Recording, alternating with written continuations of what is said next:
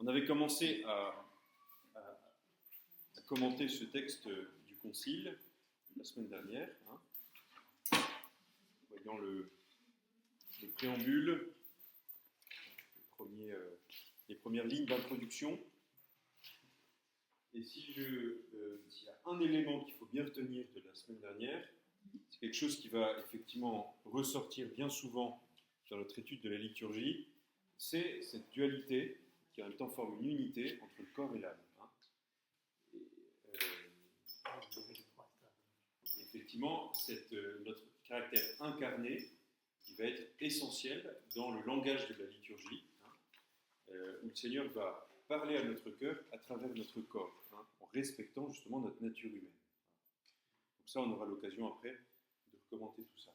Et donc nécessairement, comme la liturgie dans l'Église est l'œuvre de l'Église qui est à la fois humaine et divine, et bien là, cet aspect incarné, corporel, et en même temps, elle est la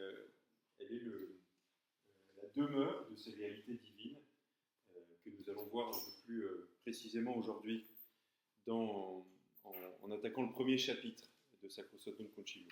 Donc comme je vous le disais, on va passer plus de temps sur ces premiers paragraphes, sur ces premiers chapitres du document conciliaire, parce qu'ils sont vraiment essentiels. Je vous dis que c'est une vraie nouveauté dans l'histoire de l'Église d'avoir théorisé la liturgie à ce point, même si, on le verra un petit peu, le Concile a repris le document de Pie XII, Mediator Dei, l'encyclique sur la liturgie, qui a été un peu à la fois le couronnement du mouvement liturgique, qui a commencé à la fin au XIXe et qui s'est bien développé au début du XXe siècle, jusqu'au Concile. Et en même temps, ça a été vraiment le début d'une théologie de la liturgie qui a été encore plus installée, encore plus officialisée par ce texte du Concile après. Et c'est intéressant de voir que Mediator Dei, qui est un texte plus court que le texte du Concile Vatican II, eh bien, a la même dynamique, part des mêmes réalités. On voit que le texte du Concile a voulu reprendre l'enseignement de Pie XII, même s'il n'est pas très souvent cité en dessous, en réalité, par transparence, on aperçoit le texte de Pie XII derrière. C'est important de le souligner, encore une fois, pour lire le Concile dans une logique traditionnelle, dans une logique de développement organique du même sujet Église. Voilà. Pie XII est mort donc juste avant Jean 23 et il est mort en 58. En 58, Jean 23 est élu et le concile s'ouvre en 62. Donc et puis Pie XII est resté longtemps. Il a été élu en 39, début de la guerre, et donc il est quand même resté. C'est un pape qui est particulièrement marqué ce milieu du XXe siècle. Comme son prédécesseur, parce que Pie XI aussi a été vraiment le grand pape des missions et de l'action catholique. Il est resté longtemps. Son prédécesseur immédiat, Benoît XV, est décédé juste au lendemain de la Première Guerre mondiale. Il me semble en 1919 que Benoît XV est mort. Et donc l'élection de Pie XI, donc de 1920 à 39. Donc, ce sont des papes qui ont, en plus, la personnalité assez forte, grands théologiens les deux, qui ont profondément marqué l'histoire de l'Église de ce XXe siècle, et puis pour le XXIe siècle. Donc le premier chapitre donc va nous faire un peu de théologie de la liturgie, c'est-à-dire vraiment nous faire pénétrer au cœur de ce qui se passe dans la liturgie. Et les premières lignes, comme vous pouvez le lire, nous parlent du mystère du salut. Dieu qui veut que tous les hommes soient sauvés et parviennent à la connaissance de la vérité, en citant saint Paul, qui jadis tant de fois et tant de manières avait parlé à nos pères par les prophètes, lorsque vint la plénitude des temps, envoyant son Fils, le Verbe fait chair, oint par le Saint-Esprit, pour annoncer la bonne nouvelle aux pauvres, pour guérir les cœurs brisés, comme un médecin charnel et spirituel, le médiateur de Dieu et des hommes. Alors, on poursuivra après. Si je vous posais la question de ce qu'est la liturgie, et plus particulièrement de la messe, qui est vraiment le cœur, qui est l'œuvre principale de la liturgie, la réponse, quelle serait-elle ?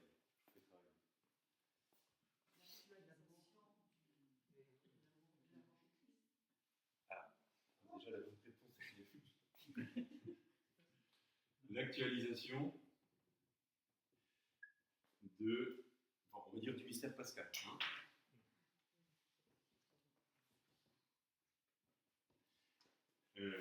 Mais mettons cette réponse entre parenthèses. Qu'est-ce que vous répondriez, vous, spontanément, ou qu'est-ce que, on va dire, l'homme de la foule répondrait sur l'Eucharistie, qu'est-ce que la messe? C'est justement tout ce qu'il y a avant l'Eucharistie prépare à l'Eucharistie. Oui, mais qu'est-ce que c'est? C'est en mémoire de moi, comme a dit Jésus. Ce sera un mémorial. Le repas. Repas. Alors moi, je parlerai en spectacle, c'est une mise en scène, un peu entre guillemets, quand même entre mise en scène, la scène guillemets. Un théâtre sacré, c'est très tridentin. C'est un rassemblement. Non, mais théâtre sacré aussi. Un rassemblement. Un rassemblement. Une assemblée. Théâtre sacré, il faut y penser. Oui, là, mais c'était. Mais c'est un peu vrai. Rassemblement, vous avez ajouté oui, juste rassemblement. Assemblée. Autour du pain et du pain.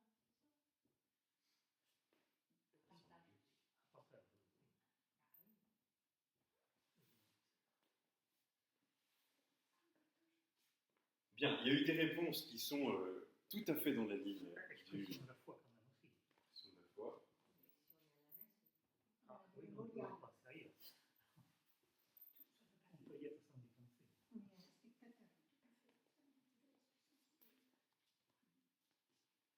Le théâtre sacré, c'est effectivement une image qui est très utilisée par le Concile de Trente, en tout cas par toute la théologie post-tridentine, au sens où il expose, il montre aux yeux de... enfin, il va plus loin, hein, mais déjà il expose ce mystère pascal. Effectivement, la réponse essentielle, synthétique,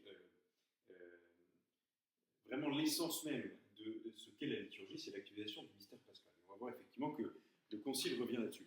Mais c'est important parce que, en général, on a eu tendance à répondre ces dernières années, à mettre beaucoup l'accent sur l'aspect effectivement communautaire, sur l'aspect d'assemblée, sur le fait qu'on écoute la parole, parfois même qu'on communie, hein, bien sûr, qu'on écoute la parole et qu'on communie, mais répondre aussi, on ne l'a pas mis ici, mais voilà, ça peut être dit la fête de la communauté, hein, c'est des choses qui parfois sont dites, hein, en se cantonnant uniquement à ces aspects qui sont vrais, qui font partie du mystère de la messe, mais qui sont plus accidentels, c'est-à-dire qui ne sont pas essentiels, qui découlent de l'essence de la messe, de la liturgie et l'actualisation du mystère pascal, mais qui ne définissent pas, qui ne font pas le tour de la question. Vous voyez, c'est un peu comme si on posait la question à une personne, qu'est-ce qu'un homme? Et elle nous répond, c'est quelqu'un qui a des cheveux, c'est quelqu'un qui fait du vélo, ou c'est quelqu'un, j'en sais rien moi, qui met des pantalons. C'est vrai, bien sûr que c'est vrai, mais c'est accidentel, c'est-à-dire que ça ne touche pas à l'essence même de la messe. Mais donc, je vois que ce n'est pas votre cas, parce qu'effectivement, pour vous, tout de suite, les éléments les plus essentiels sont sortis. Oui, effectivement aussi, on a beaucoup insisté sur l'aspect de repas. C'est un repas. On va bien voir en quel terme c'est un repas. Parce qu'en réalité, le repas est le repas sacrificiel. Hein, c'est un repas particulier, comme le repas du jeudi saint. Ce n'est pas un repas comme un repas qu'on prend habituellement tous les jours, pour se restaurer. Mais c'était d'abord le cadre, effectivement, choisi par Dieu pour lui transmettre, pour qu'on répète ce rite qui nous donne le fruit du mystère pascal.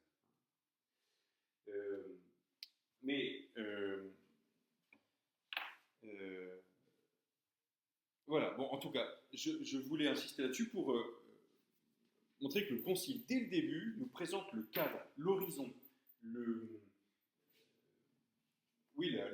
la toile de fond, celui de la liturgie. Quand vous rentrez dans une église, quand vous allez célébrer la liturgie, quelle qu'elle soit la liturgie de la messe, qui est effectivement l'œuvre principale de la liturgie du baptême, la liturgie de la parole, ou la liturgie des heures, qui est l'épreuve de l'église, vous allez d'abord célébrer le mystère pascal. Et on va donc célébrer la rédemption, on va célébrer le salut. Sauvé de quoi? Et ça, c'est un grand commentaire que je me suis souvent fait. Il y a des mots qu'on a tellement utilisés dans l'Église qu'on ne sait plus ce que ça veut dire. Ouais. Comme bonne nouvelle, par exemple. Il y a un prédicateur italien qui, qui disait « J'en ai marre de ce terme de bonne nouvelle ». Ça, c'est Bonne mon nouvelle. papa. Imaginez une personne qui vient devant vous et qui vous dit « J'ai une bonne nouvelle pour vous ». C'est quoi ? J'ai une bonne nouvelle pour vous. C'est bien, tu peux le dire. J'ai une bonne nouvelle pour vous. Mais tu vas me le dire. Mais on dit qu'on a une bonne nouvelle, mais on ne sait pas laquelle c'est. On dit qu'on va être sauvé, mais on ne sait pas de quoi. On parle de rédemption, on parle de salut, de rachat parfois aussi. C'est un terme qui est pourtant qui est complètement biblique, hein, mais qui est pas qui est moins utilisé aujourd'hui. Mais on ne sait pas de quoi. Quand vous rentrez dans une église, vous venez célébrer le mystère de la rédemption, de votre salut, du rachat de votre vie. Ça nous met en face de ce mystère qui a été largement évincé des cours de catéchisme, de l'enseignement habituel dans les années post-conciliaires, qui est le problème du péché originel. Alors, je voulais, donc pour vraiment rentrer dans pour comprendre vraiment le texte du Concile, je voulais voir avec vous d'abord revenir un petit peu avec vous sur les fondamentaux de notre foi, en particulier sur le péché originel. Rien du message du Christ, rien du mystère de l'incarnation, même rien de toute l'histoire d'Israël ne peut se comprendre si on n'a pas devant les yeux, en arrière-fond et en même temps au devant de la scène, ce problème, ce problème de la rédemption, le problème du salut.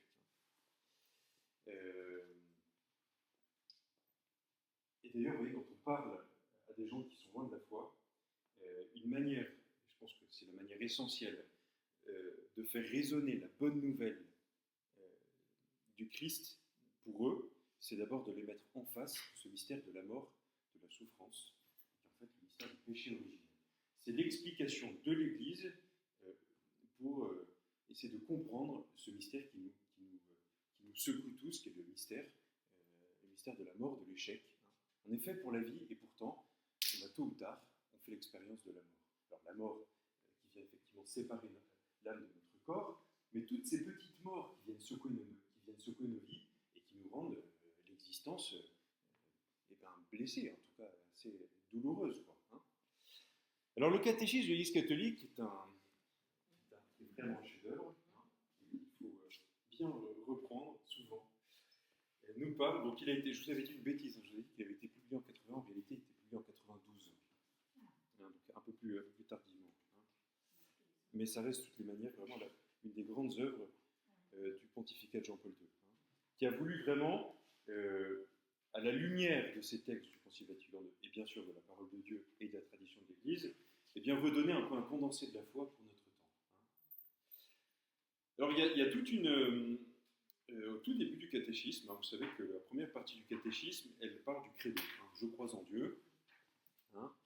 Alors d'abord, elle commence en disant que l'homme est capable de Dieu. Hein. Je crois en Dieu, donc je suis capable de croire en Dieu, d'être en contact avec Dieu. Donc elle développe tout ça. L'homme est capable, on en parlait aux premières séances, l'homme est capable de lui-même, sans la révélation, de connaître Dieu. Hein. Et l'homme est capable non seulement de le connaître, mais d'entrer en relation avec Dieu. Donc elle développe tout ça. Voilà, elle dit certaines choses de ce que tous les hommes peuvent dire sur Dieu, et puis elle commence à rentrer dans la création, hein, créateur du ciel et de la terre. Et quand elle parle de la création de la terre, elle parle de la création de l'homme, et elle parle rapidement du péché de nos premiers parents. Ça, vous voyez, quand on regarde un peu les parcours catéchétiques, c'est quelque chose qui malheureusement est passé un peu à la trappe. Hein. Et du coup, on essaye de transmettre un christianisme de valeur, où en réalité on ne comprend pas le mystère du salut parce qu'on ne parle pas de cette faute originelle. D'abord, on ne parle pas du fait qu'on est fait pour le bien et pour le bonheur, hein, de cette harmonie originelle, du fait qu'on a été créé par pur amour, par pure gratuité. Hein. On n'en parle qu'après en réalité. Parce qu'on parle tout de suite, on parle tout de suite du Christ par exemple, et du sermon sur la montagne, ou de quelques textes fondamentaux de l'Évangile, et parfois on fait appel à l'Ancien Testament, mais en réalité on ne rentre pas dans la dynamique du salut. On a du mal à rentrer dans cette dynamique du salut. C'est frappant hein, quand on regarde je vous ai parlé la première séance de ce prêtre normand, le père Bernard Alexandre, qui raconte, donc, avant le concile, une de ses séances de caté. Il avait 2 diapositives, une d'un ouvrier qui travaille dans une chaîne de voitures, voilà, Renault, voilà, et puis une autre d'une femme qui est en train de faire la vaisselle. Donc il présente ces 2 diapositives aux enfants, c'est l'essentiel de la séance caté. Hein. Il présente ça aux enfants, et voilà. Et donc il essaie de les faire parler sur ces deux diapositives. Et donc il leur dit, c'est un peu la morale de ce prêtre là sur cette séance de caté. Alors voilà, si il y a un jour plus décent, si c'est la crise, si c'est la guerre, alors cet homme-là va se retrouver sans travail. Du coup, il va falloir qu'on développe des chômages pour l'aider, un chômage pour l'aider, il va falloir, très bien. Alors que cette femme, elle fait un travail qui n'est pas rémunéré, donc c'est pas le. Donc quelle était la morale? Enfin, ça a l'air complètement alambiqué, hein, mais la morale de l'histoire, c'était de développer la valeur de la solidarité. C'est-à-dire apprendre, sensibiliser les enfants à la solidarité. Vous voyez, un caté qui, en fait, a été réduit à des valeurs, vous voyez, à des valeurs, qui sont, encore une fois, qui ne sont pas mauvaises, bien sûr que non, mais on répond à qu'est-ce que le christianisme, qu'est-ce que notre relation à Dieu, par des choses extérieures, vous voyez, et pas par l'essentiel. On ne comprend la vraie solidarité chrétienne, même si ce mot a été quand même assez utilisé politiquement, donc il a perdu un peu de sa valeur, mais si vous voulez, on comprend bien la solidarité chrétienne uniquement si on comprend le mystère du salut, si on comprend le projet de Dieu sur l'humanité, cette reproposition du paradis céleste au travers de la mort et de la résurrection. Et il faut quand même, voilà, et c'est vrai qu'on a beaucoup, et d'ailleurs, moi j'ai assisté à des séances cathées comme ça, jeune prêtre, j'ai assisté, je disais rien. Ce cathé un peu de valeur, ça devient tout de suite moralisateur. Vous voyez, ça devient, en gros, je vous résume les séances cathées qu'on a eues pendant des décennies, soyez gentils avec l'autre. Et du coup, ceux qui sont éloignés de l'Église, par indifférence, qui est la majorité des gens, ne retiennent du discours de l'Église qu'un discours de bisounours, il faut être gentil avec l'autre, et complètement détaché du vrai problème de leur vie, qui est le problème de la mort. Alors, sous toutes ses formes, mais qui est le problème de la mort, qui vient les heurter alors qu'ils sont faits pour la vie. Et ça, c'est grave, hein. C'est grave parce que justement, avoir mis de côté tout le mystère du salut, et bien du coup, on s'est mis de côté toute une partie de la population. Parce que justement, on n'était plus capable, on ne peut pas sauver, on ne peut pas rejoindre des gens juste avec des valeurs.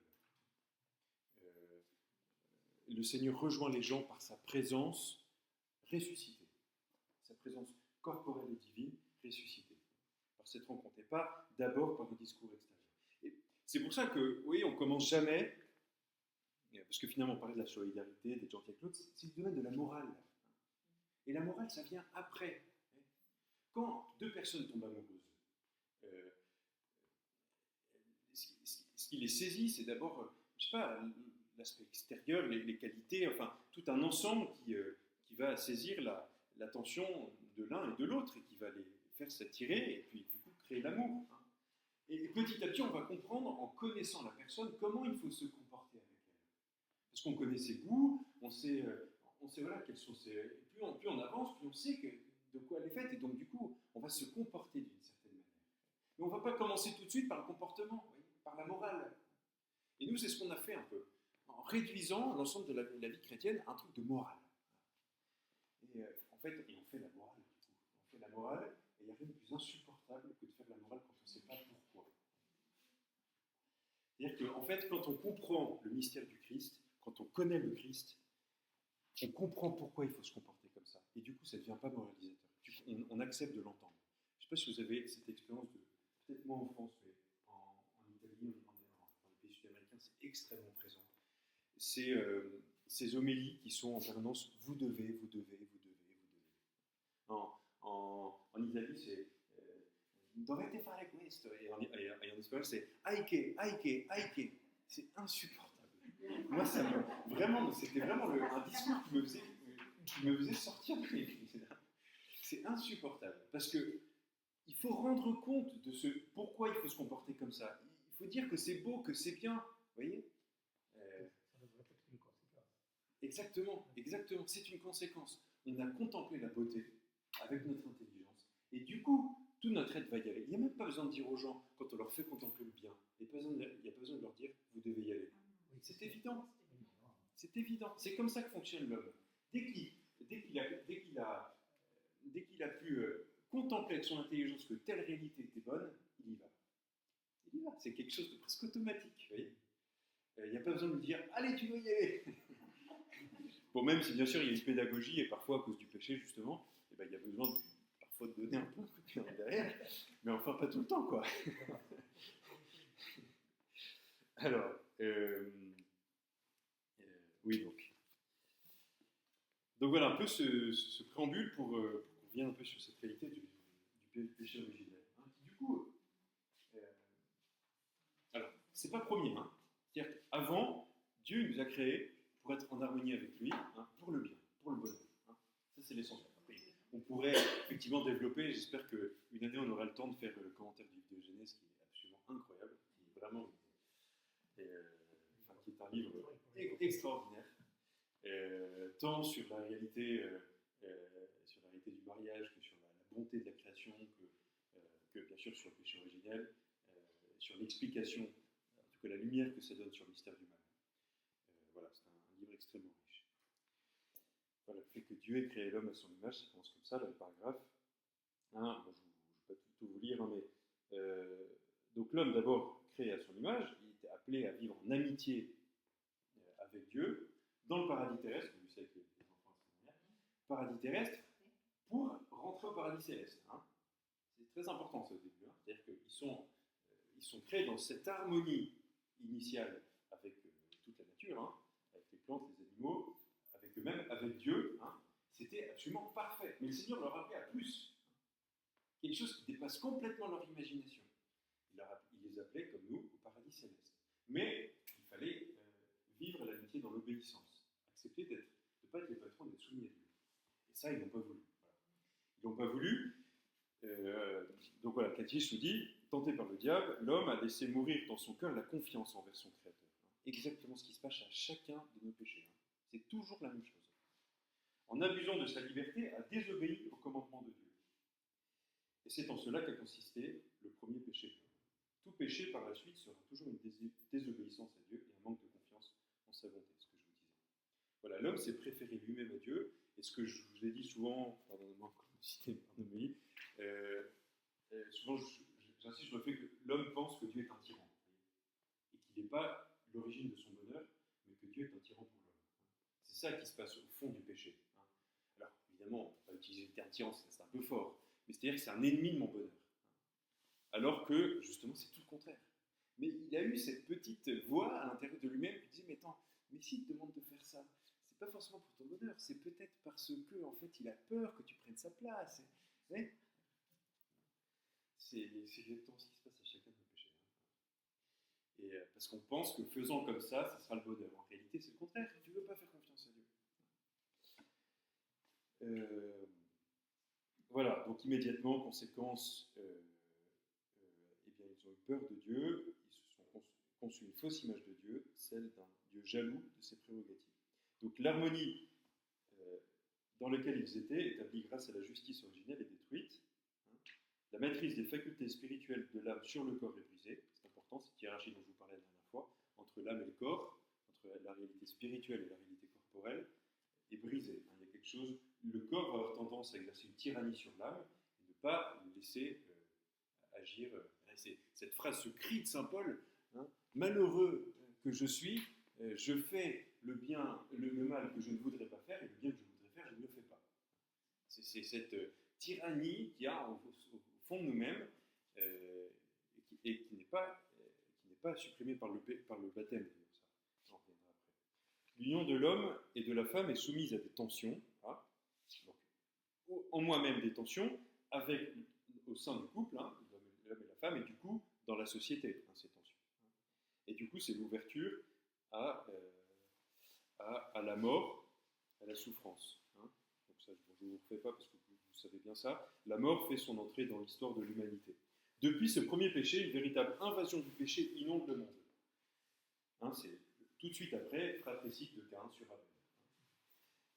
La corruption universelle à la suite du péché, voilà. De même dans l'histoire d'Israël, le péché se manifeste fréquemment, surtout comme une infidélité au Dieu de l'Alliance et comme transgression de la loi de Moïse. Voilà. Donc, je vous invite à lire ça parce que c'est très riche. Hein. Alors, effectivement, pour le catéchisme, les références sont des numéros qui sont sur le côté. Donc le numéro, c'est de 396 au numéro 410.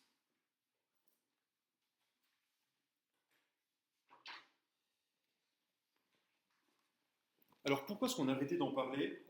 Il y a beaucoup de raisons. Hein. Mais je pense qu'une des raisons principales, c'est que le chrétien a été complexé en face de la réalité du paradis terrestre, de la Genèse. Parce que il a eu peur, s'il défendait la Genèse, il serait traité de créationniste, de concordiste, de penser que le début de l'humanité, ça a été comme ça. Alors que même le début de notre univers a été comme ça. Alors vous êtes bien gentils, on a eu Darwin, on a eu plein de découvertes, on comprend bien que le début n'a pas été comme ça. Alors, bon, c'est un thème qui est un peu... Ça, c'est quelque chose qui est extrêmement diffus. Hein. Les gamins du catéchisme, souvent, ils rentrent chez eux et leurs parents disent « Mais non, mais la Genèse, c'est gentil, mais enfin, c'est pas passé comme ça, quoi. Hein. » Alors, bien sûr que la Genèse n'est pas un récit scientifique, hein, au sens où on l'entend aujourd'hui. Mais il dit énormément de vérité, hein, sur comment les choses se sont passées. Déjà, le fait que c'est Dieu qui crée, hein, et que cette création, elle est progressive, c'est exactement ce que la science, elle montre. Hein. Et que l'homme, il a été fait à partir de la terre, pas à partir de rien. Et donc là, on peut voir effectivement, alors, je synthétise que l'homme descend du singe, c'est-à-dire qu'il a été fait à partir de quelque chose de préexistant, et qu'il y a eu une intervention divine. Vous voyez ?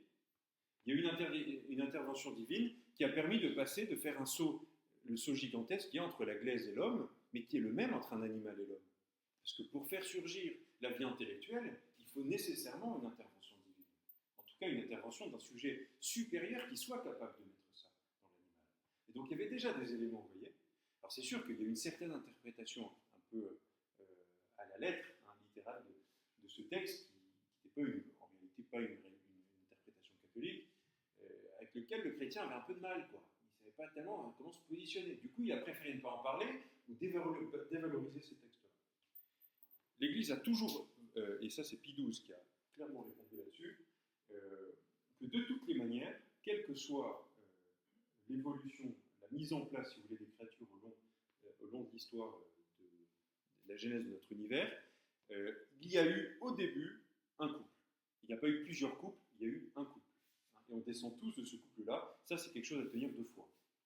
Et donc, nécessairement, la science ne pourra pas, ça on le sait par la foi, ne pourra pas être en dissonance avec cela. D'ailleurs, c'est un peu compliqué. Hein. S'il y a une évolution, alors c'est un vrai problème de savoir si...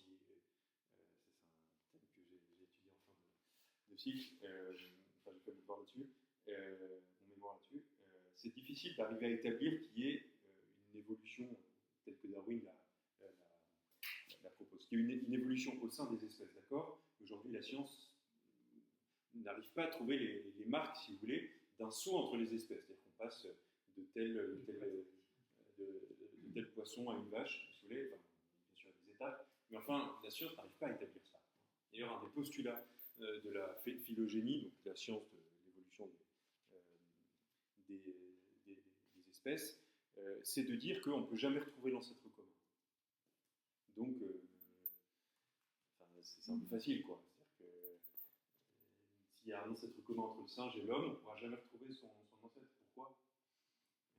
Il y a des choses qui sont un peu étonnantes dans cette... En tout cas, je ne sais pas pourquoi je suis en train de vous parler de ça.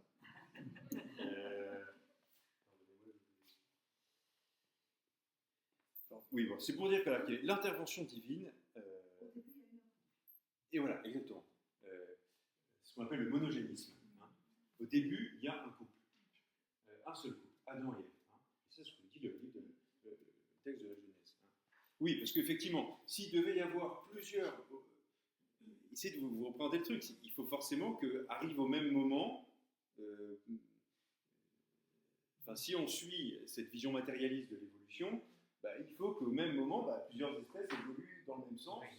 Ça complique le problème, hein, pour donner plusieurs couples au même moment. Parce qu'évidemment, ça ne peut pas arriver à... il faut qu'il y ait quand même, au même moment, ça veut dire au moins avec sur un siècle, quoi, qu'il y ait à peu près qui puissent se fréquenter, tout ce monde-là.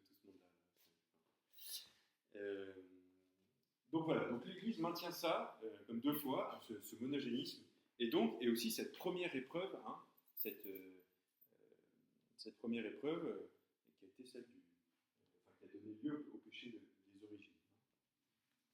Et donc ce péché, comme nous dit le catéchisme, se transmet de génération en génération, même si c'est un mystère. La transmission du péché originel est un mystère que nous ne pouvons comprendre pleinement. Il est transmis par propagation à toute l'humanité, hein, mais il n'est pas commis. Hein. Ce n'est pas un péché commis, contrairement au péché personnel qu'on commet. On dit qu'il est contracté, hein, il est reçu, c'est un état qu'on reçoit de génération en génération. C'est difficile, c'est un mystère, hein, mais peut-être pour essayer de comprendre ça, moi j'utilise souvent, quand je fais les préparations au baptême, cette image du château d'Allumettes. Hein. L'humanité est solidaire, on est tous solidaires à un temps T et sur toutes les époques, hein, l'humanité. C'est comme ce château d'allumettes où on enlève une allumette et tout s'écroule. Vous voyez ? Il s'est passé un peu quelque chose de cet ordre-là. Hein. Nos premiers parents, par leur faute originelle, ont engagé l'ensemble de l'humanité. De la même manière que le salut est pour toute l'humanité, de la même manière, la faute originelle a rejailli ensuite, s'est transmise ensuite à toute l'humanité. Et donc on est dans cet état de péché. C'est pour ça qu'on a besoin du baptême. Et c'est pour ça, cet état de péché, c'est-à-dire, on est loin de la communion avec Dieu. Hein. On n'est plus en communion avec Dieu. C'est pour ça que, je le fais encore, peut-être moins radicalement, mais qu'avant, on demandait le baptême des petits-enfants tout de suite. On n'attendait même pas que la mère se remette. Hein. Pas parce qu'il y avait une vraie réalité de salut. C'est-à-dire qu'on ne peut pas rester... il y a vous voyez, cette espèce de hâte de l'amoureux. On ne va pas le laisser dans cet état-là, il faut tout de suite le baptiser. Vous voyez, parce qu'il faut le remettre en communion avec Dieu. Il ne faut pas le laisser dans... Ça a complètement disparu des mentalités de ceux qui se préparent au baptême. Hein. L'Église aujourd'hui, dans le code de droit canonique, elle dit dans les premières semaines, quand même. Alors c'est jamais trop fait, enfin jamais trop fait. Chez les cathos, vraiment pratiquants, c'est fait si vous voulez. Mais autrement, c'est assez rare. C'est rare que dans un dossier de baptême, on ait date de naissance de l'enfant, pas encore né. J'ai ça pour la première fois, je trouve ça pas mal. Parce que de fait, c'est... Voilà. Alors, la maman est là en général. Hein. C'est-à-dire qu'il y a quelques semaines, donc voilà, c'est bien qu'évidemment elle soit là, sauf si elle est effectivement en danger de mort imminent, hein, pour l'enfant. Dans ce cas-là, il faut le baptiser tout de suite. Et donc le baptême, il nous purifie de cet état de péché. Il faut bien distinguer cet état de péché et les conséquences de cet état de péché qui nous font poser des actes mauvais qu'on appelle des péchés personnels. En fait, c'est un peu ambigu ce terme de péché, parce qu'on l'utilise tant pour dire l'état, on se transmet les uns aux autres. En fait, on s'est blessé, on a blessé notre nature, on a cassé notre nature, quoi, et on se transmet cet état cassé un peu de génération en génération. Et cet état cassé nous fait poser des actes mauvais qu'on appelle les péchés. Péché personnel, qu'un petit enfant n'a pas encore eu le temps de poser. Et ça nous semble injuste. S'il meurt, alors il y a beaucoup de...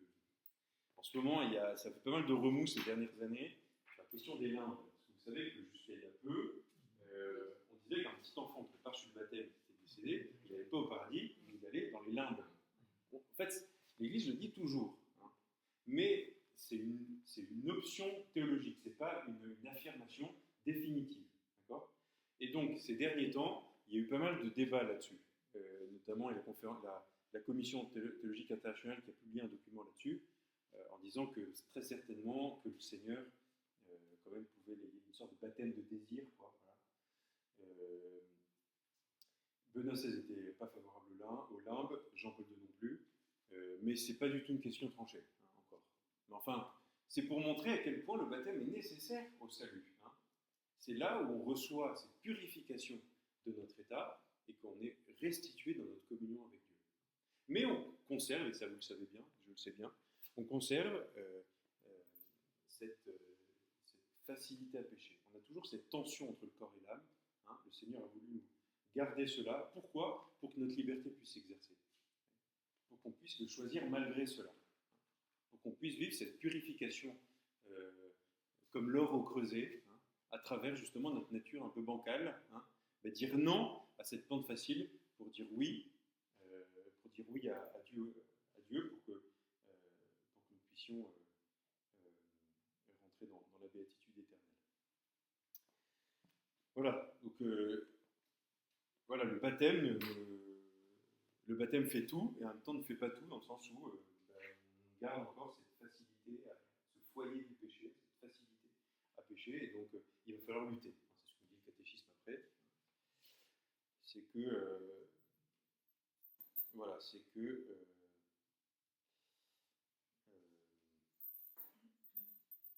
alors d'abord, oui, donc, il dit que c'est un dur combat. Hein. La doctrine sur le péché originel, liée à celle de la rédemption par le Christ, donne un regard de discernement lucide sur la situation de l'homme et de son agir dans le monde. Ça me fait penser à Françoise Sagan, qui, à 14 ans, va à Lourdes, et à côté d'elle, il y avait une fille de son âge qui était fortement malade et qui criait vers Dieu. Et ça l'a scandalisée.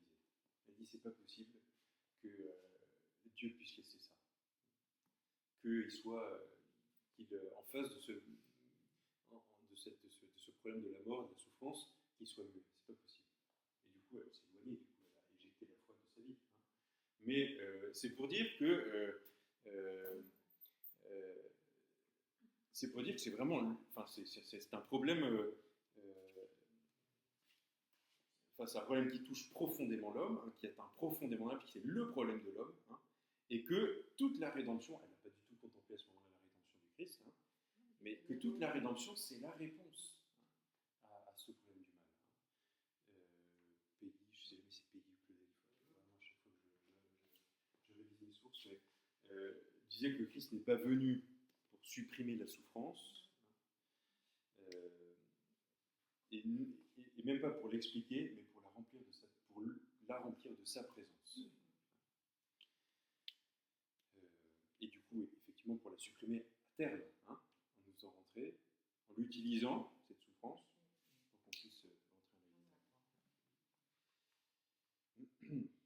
pour qu'on puisse rentrer en vérité. Combien d'enfants ne sont pas baptisés à l'heure actuelle et d'adultes? Alors, donc, je pense qu'il n'y a pas que cette porte. Alors, effectivement, hein, c'est-à-dire que le Seigneur nous a offert comme moyen principal, le terme est un peu faible, pour le salut, ces sacrements. D'accord? Mais le Seigneur est tout-puissant et peut tout à fait se passer de ce moyen-là. D'accord? Pour sauver. Mais il ne faut pas trop jouer avec ça non plus. Parce que l'urgence de l'évangélisation, elle est aussi liée à cela. Le fait qu'on se repose un peu et qu'on va beaucoup moins annoncer la parole aujourd'hui, je ne parle pas d'une méthode d'évangélisation, mais le fait que simplement le chrétien ait cette préoccupation, ce zèle pour porter l'évangile jusqu'aux extrémités de la terre, cet affaiblissement vient certainement du fait qu'on a voulu trop, justement, je ne sais pas le terme, pas dévaloriser, mais relativiser en tout cas l'importance du sacrement pour le salut.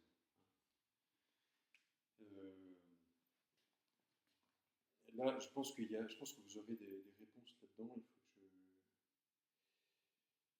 C'est-à-dire que, je me rappelle un théologien qui avait répondu à cette question. Oui, bien sûr, il vous est tout à fait possible de parvenir, quand vous êtes en Europe, de parvenir aux États-Unis par votre petite barque. Vous pouvez y arriver. Mais l'Église vous propose un paquebot, quoi. Voilà. Après, ce que toujours dit l'Église, en commentant d'ailleurs, il y a un paragraphe là-dessus, sur hors de l'Église, point de salut, hein, qui a une phrase du magistère. Je ne sais plus quel pape, Boniface, a utilisé cette phrase-là, et puis ça a été repris à bien des reprises. Mais attention, l'Église est d'abord une réalité mystique. Hein. Et donc, une personne qui n'a jamais entendu parler du Christ, mais qui est fidèle à la loi naturelle, et qui est une personne juste, euh, l'Église a toujours dit que cette personne-là se sauverait. Mais, et voilà, et donc c'est sûr qu'on peut élargir cette réflexion au cas des enfants qui sont morts parfois dans le ventre de leur mère ou après et qui n'ont pas eu le temps d'être baptisés. Mais ça, si vous voulez, c'est plus un problème qui occupe le Christ. Hein. C'est au Christ de gérer ça. À nous, qui avons ce trésor de la rédemption à travers les sacrements, de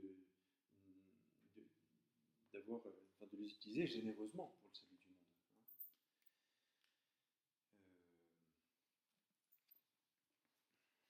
Mais je crois effectivement qu'il y a une partie dans le catéchisme qui parle de ça. Je la regarderai et puis je reviendrai là-dessus. Voilà, écoutez, je pense qu'on a déjà pas mal parlé de cette blessure originelle, mais donc qui est en fait essentielle pour en fait comprendre pas uniquement la liturgie, hein, mais l'ensemble du message évangélique. La bonne nouvelle, elle va être compréhensible parce qu'il y a le péché originel, parce que notre nature est blessée, parce qu'il y a la mort, parce qu'il y a la souffrance. Sinon, la bonne nouvelle, elle n'aura aucune répercussion. La bonne nouvelle, c'est pas juste des valeurs ou être gentil. Sinon, ça, les gens disent, vous êtes gentil, mais ça, on peut le trouver ailleurs. Hein. Il y en a qui, je sais pas, il y a des messages tout à fait de sagesse dans l'humanité, où il y a des choses tout à fait bonnes à prendre et qui rendent l'homme meilleur, au sens humain. Non, là, il y a quelque chose de particulièrement original dans cette... C'est vraiment une résolution, et la seule qui existe dans l'histoire de l'humanité, du problème du mal. Une vraie résolution, parce que quand on regarde par exemple le problème des spiritualités orientales, hein, Bouddha, il fait effectivement le Bouddha est saisi par le mystère du mal dans le monde, le problème de la souffrance, et du coup il se rend compte que ce problème de la souffrance est lié au désir. Donc il faut supprimer tout désir. Donc en fait, et puis ensuite il faut supprimer le corps, ensuite il faut supprimer l'âme et la personnalité. Ça c'est tout le chemin des spiritualités orientales, pour être non plus personnel, mais à la fin de notre existence, se défaire complètement dans un grand magma, qui est le nirvana, hein, qui est l'énergie primordiale, où il n'y a plus de personne, il n'y a plus de moi. Quand il n'y a plus de moi, il n'y a plus de tu, donc il n'y a plus d'amour. Hein. Ça, c'est important de le dire. Hein. Les spiritualités orientales, il n'y a pas d'amour, ça n'existe pas l'amour. Parce que pour aimer, il faut un sujet. Il faut deux sujets. Mais ils détruisent leur sujet. Donc, ils ont une proposition pour résoudre ce problème de la souffrance, mais qui est en déshumanisant l'homme. Parce que l'homme, il est corps et âme. Vous voulez sauver quelque chose qui n'est pas l'homme. Vous proposez une voie de salut pour quelque chose qui n'est pas l'homme. L'homme, il est corps et âme, il est personne, et il est fait pour l'amour. Qu'on le veuille ou non. Donc en fait, il propose de sauver l'homme en le détruisant. Alors que là, c'est la seule proposition qui, justement, rachète l'ensemble de l'homme dans tout ce qui fait que c'est un homme.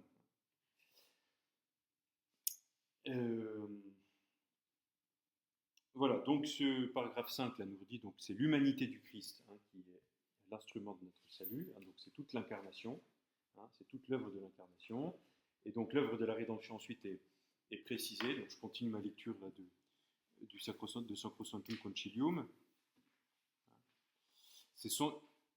car c'est son humanité, dans l'unité de la personne du Verbe, qui fut l'instrument de notre salut. C'est pourquoi dans le Christ est apparue la parfaite rançon de notre réconciliation, et en lui, la plénitude du culte divin est entrée chez nous. Alors là, je soulève juste une chose, déjà la réconciliation, donc là vous voyez l'œuvre du salut, mais ça ne s'arrête pas juste à la réconciliation. L'homme a été créé pour louer, vénérer, servir Dieu. C'est comme ça que s'ouvrent les exercices de Saint Ignace. C'est ce qu'on apprend aux enfants au tout début. Pourquoi est-ce que l'homme a été créé? Pourquoi? Vous posez cette question. Il a été créé déjà parce que Dieu n'avait pas besoin de le créer. Il vivait dans cette béatitude éternelle au sein de la Trinité, et par pure gratuité et amour, parce que ça débordait, si vous voulez, de sa vie, il a voulu le partager avec la création. Et il a voulu avoir des êtres qui le louent, qui le vénèrent et qui l'adorent. Donc c'est exactement ce qui se passe dans la liturgie. Hein. On est fait pour la liturgie céleste, pour le culte divin. On est fait pour louer, servir et vénérer Dieu. C'est ça notre vocation initiale. C'est pas juste qu'il nous a rachetés pour qu'on continue notre vie, hein. Il nous a rachetés pour qu'on fasse ce qu'il avait prévu qu'on fasse, hein, c'est-à-dire rentrer dans ce grand culte divin où on rend un culte à Dieu, on le vénère, on le loue, on l'adore. C'est purement gratuit, ça ne sert à rien. Hein. Au sens, dans notre mentalité moderne, ça ne sert à rien. On a été créé purement gratuitement, pour louer Dieu. Il n'en avait pas besoin, il a voulu par pure gratuité, mais on a été créé pour le louer, pour le vénérer, pour l'adorer. Et donc cette plénitude du culte divin est entrée chez nous par donc l'humanité du Christ. Hein. Cette œuvre de la rédemption des hommes et de la parfaite glorification de Dieu, à laquelle avaient préludé les hauts faits de Dieu dans le peuple de l'Ancien Testament, le Christ Seigneur l'a accompli principalement par le mystère pascal de sa bienheureuse passion, de sa résurrection du séjour des morts et de sa glorieuse ascension. Mystère pascal par lequel, en mourant, il a détruit notre mort et en ressuscitant, il a restauré la vie. Essayez de lire cette phrase pour la première fois, vous n'avez jamais entendu ça. Vous êtes un homme qui trime avec le problème du mal et de la mort. Vous ne comprenez pas pourquoi il y a la mort dans le monde alors que vous êtes fait pour la vie. Et là, vous entendez pour la première fois que quelqu'un, un homme qui est Dieu, est mort, et en mourant, il a détruit notre mort, et en ressuscitant, il a restauré la vie. Voilà le condensé de notre foi chrétienne. Voilà la bonne nouvelle. C'est-à-dire que vous êtes fait pour la vie, vous voulez vivre, et ben voilà, le Christ vous donne cette vie. On en parlait hier avec l'une d'entre vous, ce mystère de cette vie qui nous est donnée au Seigneur. Dès maintenant, par les sacrements, dans la liturgie. C'est cette vie qui nous vient du Christ, qui sort, qui débouche de son cœur ouvert sur la croix pour venir redonner. On est comme dit le psaume, comme une terre asséchée, stérile, où il n'y a plus rien. Et coule maintenant cette nouvelle vie qui vient recréer ce paradis. Recréer notre humanité blessée, recréer cette harmonie, nous recréer. Voilà. Et d'ailleurs, c'est juste après, hein, car c'est du côté du Christ endormi sur la croix qu'est né l'admirable sacrement de l'Église tout entière.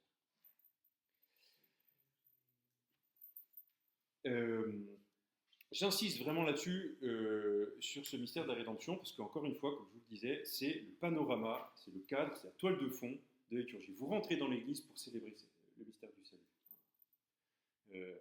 Vous rentrez parce que vous êtes marqué par le mystère de la mort, et que vous venez vous apporter votre mort pour que le Seigneur vous donne sa vie. C'est l'admirable échange qu'on chante le soir de la veillée pascale. C'est dans l'Exultète, hein, on parle de cet admirable échange. Hein. Et c'est aussi une prière qui est moins explicite aujourd'hui, mais qui était très présente, qui était au moment de la bénédiction de l'eau dans l'ancienne liturgie, où on parle de l'admirable échange, où nous on donne au Seigneur notre nature blessée, et lui nous donne sa vie. Voilà. C'est quand même très difficile à comprendre. Pour un chrétien déjà un peu au courant, c'est relativement facile, mais pour quelqu'un qui ne l'est pas du tout, il n'y comprend rien, cette phrase. À laquelle? Et là, celle que l'on vient de lire. La dernière, c'est du côté endormi. Non, en mourant, il a détruit notre mort, en ressuscitant, il a restauré la vie. Ouais. Alors là, ils reprennent donc la préface de Pâques. Il faut le vivre, mais d'accord, il faut avoir la foi, mais si on veut le dire à quelqu'un qui n'a pas la foi, ça, ce qui est écrit ici. C'est plus facile de l'expliquer la morale qu'autre chose. Ah, mais Dieu, c'est pas la morale, maintenant. Et non, d'accord, mais c'est pour ça qu'on explique plus facilement la morale, comme on a dit tout à fait au début, que ce fondement. Et pourtant, c'est l'essentiel de l'annonce. C'est ce qu'on appelle le kérigme, c'est-à-dire vraiment le condensé de notre message évangélique. Alors, il faut arriver, effectivement, en fonction du public que vous avez, à l'exprimer avec des mots simples. Moi, je suis extrêmement étonné de voir combien les pauvres comprennent ça. Quand j'accompagnais à Naples des gens vraiment, des humanités très blessées, qui vivaient des choses très dures, ces paroles-là les touchaient au cœur. je ne sais pas comment. Il se sentait aimé. Après, il y a une. Vous déclinez tout ça en fonction de ce que vous vivez. Vous êtes en face d'une personne, par exemple, qui vit un moment d'obscurité totale, de détresse, de cataclysme, de non-sens. Vous avez des gens comme ça, qui viennent vous voir et qui sont complètement perdus. Ils ne savent plus où ils en sont. Toutes leurs certitudes d'avant ont été chamboulées et qu'aujourd'hui, ils sont complètement perdus. Expérience de la mort. Vous êtes en train de faire cette expérience de la mort. Et c'est à ce moment-là que le Seigneur vient vous rejoindre. C'est intéressant parce que c'est les textes qu'on a dans la liturgie en ce moment-là. Il nous parle de l'Apocalypse. Il nous parle de plein de destructions. Il nous parle de la chute des étoiles, de la destruction du soleil, des cataclysmes. Voilà. Alors ça, quand on pense ça, on pense toujours ça de manière extérieure. On pense à ce qui va arriver pour le monde, pour la planète. Oui, mais c'est vrai, ça arrivera. Très bien. Mais c'est pas ça. Ça arrive d'abord dans notre existence. Tout ce chamboulement-là, dont parle le Seigneur avec un langage très imagé, c'est ce qui se passe dans nos vies. Au moment où le Seigneur va réaliser son œuvre. Il dit, lorsque tout cela se réalise, levez la tête car votre rédemption est proche. C'est-à-dire que je vais rentrer dans votre vie. Vous allez faire une expérience de vie. Et il le dit juste avant de commencer sa passion. Et qu'est-ce qui s'est passé? Chamboulement, obscurité totale, vendredi saint, et puis 3 jours après, résurrection. Vraiment, c'est une parole qui percute, qui percute les cœurs. De leur dire, bien sûr, que ça on le saisit dans la foi, on ne peut pas le prouver par A plus B, désolé, bien sûr, mais on leur dit, ce que vous vivez là, c'est justement le chemin, c'est le chemin qui mène à cette vie. Alors, il y a deux manières de le vivre, soit vous le vivez en rébellion, et dans ce cas-là, vous allez fermer votre cœur à cette vie, elle ne peut pas passer, ou autrement, vous acceptez ce chemin-là, vous ouvrez votre cœur, et cette vie vient en vous, va rejaillir, et cette expérience de mort ne sera qu'un passage. Et ça, évidemment, c'est vécu au plus haut point avec la mort finale, la séparation de l'âme et du corps. Ça, c'est ce qui permet, c'est le contenu de notre espérance. Nous, on fait cette expérience quand on confesse, par exemple, ou quand on confesse spirituellement, ou à quel point l'espérance rejaillit quand on parle du Kérim, quand on parle de ça. Alors évidemment, encore une fois, je vous dis, on essaie d'utiliser les mots qui permettent d'être compris. Mais en tout cas, ce qu'on peut faire au caté, déjà, c'est d'expliquer le péché des parents, et puis comment ce qui s'est décliné dans l'Ancien Testament, et en même temps, comment il y a eu cette attente. Parce que ce que je ne vous ai pas dit, c'est que juste après le péché originel, vous savez, Dieu nous dit, annonce à Adam et Ève, ce qu'on appelle le proto-évangile, il nous dit, mais je ne vais pas vous laisser installer là, je vais vous envoyer mon Fils, et il va vous sauver. Il y a déjà cette promesse. Et donc il y a ces deux choses dans l'Ancien Testament. D'abord, on voit ce que devient l'homme qui s'éloigne de Dieu, et en même temps, l'histoire de l'alliance, et petit à petit, cette histoire de vie, l'histoire de mort, en même temps, cette histoire de vie qui s'installe d'abord dans le peuple élu, et puis ensuite qui, grâce au Christ, est étendue à toute l'humanité.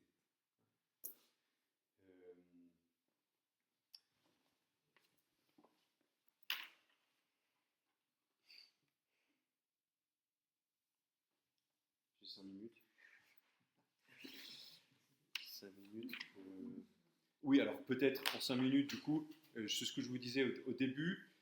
Là, le Concile reprend donc l'enseignement de Mediator Dei, donc de l'encyclique de Pie XII, qui commence comme ça. Donc Mediator Dei, c'est médiateur de Dieu.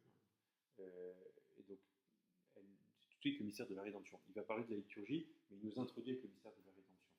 Il est médiateur entre l'homme et Dieu pour réconcilier l'homme avec Dieu. Ce que je vous disais la dernière fois, la religion, le terme de religion, une des étymologies, c'est relier. Relier nous qui sommes séparés de Dieu, pour nous relier avec Dieu, pour qu'on soit de nouveau en harmonie avec Dieu. Comment? Par la religion. Donc, médiateur entre Dieu et les hommes, grand prêtre qui a pénétré les cieux, Jésus, Fils de Dieu, en entreprenant l'œuvre de miséricorde qui devait combler le genre humain de bienfaits surnaturels, eut certainement vu de rétablir entre les hommes et leur Créateur l'ordre troublé par le péché et de ramener à son Père céleste, principe premier et fin dernière, l'infortunée descendance d'Adam, souillée par la faute originelle. Donc, simplement cette phrase-là, qui introduit cette encyclique, qui va nous parler de la liturgie, en particulier de l'Eucharistie. Il nous dit, en fait, le cadre général, c'est rétablir le Christ, grand prêtre, Épître aux Hébreux, qui réalise cet acte de culte, qui est sa mort et sa résurrection, qui nous rétablit, qui nous relie à Dieu. Et donc pour restaurer l'humanité blessée par la faute originelle. Voilà, et après ça continue en disant qu'en fait, et c'est ce qu'on va voir dans le paragraphe 6 de Sacrosanctum Concilium, où l'œuvre de salut, la rédemption, elle est continuée par l'Église dans les sacrements.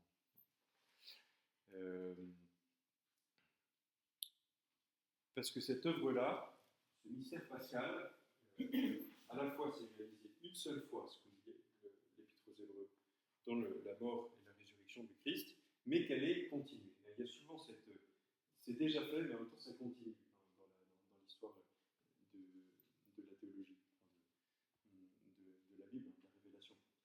Effectivement, il y a déjà tout ce mystère qui a été réalisé quand le Christ est mort sur la croix il y a 2000 ans, mais il a voulu que les hommes de tous les âges, après ce mystère pascal, puissent bénéficier de ce qui s'est passé il y a 2000 ans en étant en présence de ce mystère. En présence réelle, ce que je disais à la fois, imaginez qu'on rentre, là vous voyez, vous avez une représentation de la Bible, de la crèche, imaginez que vous rentrez dans cette scène, et que vous êtes présent dans cette scène-là. Eh bien, la même chose, que par les sacrements, vous rentrez, vous êtes rendu présent par les sacrements à ce mystère qui s'est réalisé une bonne fois pour toutes lors de la mort et de la résurrection du Christ, grâce au sacrement. C'est un peu un truc, le sacrement, que le Seigneur a inventé pour qu'on puisse encore 2000 ans après le côtoyer, entendre sa parole et recevoir, être au pied de la croix pour recevoir ce sang et cette eau qui coule de son cœur ouvert. Ça, on reprendra ça un peu. C'est un peu ça a été la stratégie du Christ pour justement qu'on soit toujours en présence. Parce que là, c'est ce qu'on va voir en particulier au numéro 7, qui parle de la présence de Dieu. Ça va être quelque chose qui va nous occuper notre attention. Effectivement, quand on regarde le Christ, ça nous semble loin en fait. Il y a 2000 ans, voilà. Et pourtant, et donc il y a le problème de la présence. Il me semble justement c'est l'absence de Dieu maintenant. Alors que non, il est toujours substantiellement, réellement présent grâce à ces sacrements. Et on peut le voir dans l'Eucharistie. Et il est présent dans son humanité et sa divinité. Ça, on verra un peu dans le catéchisme ce qui est dit là-dessus la prochaine fois. Bon, j'espère que je ne sais pas trop. C'était un peu plus. Oui. Ah oui. Non, c'est vrai, quand on est là, on fait toujours ces couleurs, mais bon. On commence par 1 heure et puis. De 5 à 7. Je ne sais pas, non, mais je t'écoute parce que bon. On pourrait, en faisant une pause au milieu. Juste Mais il n'y a personne. Je vous écoute, Marie-France.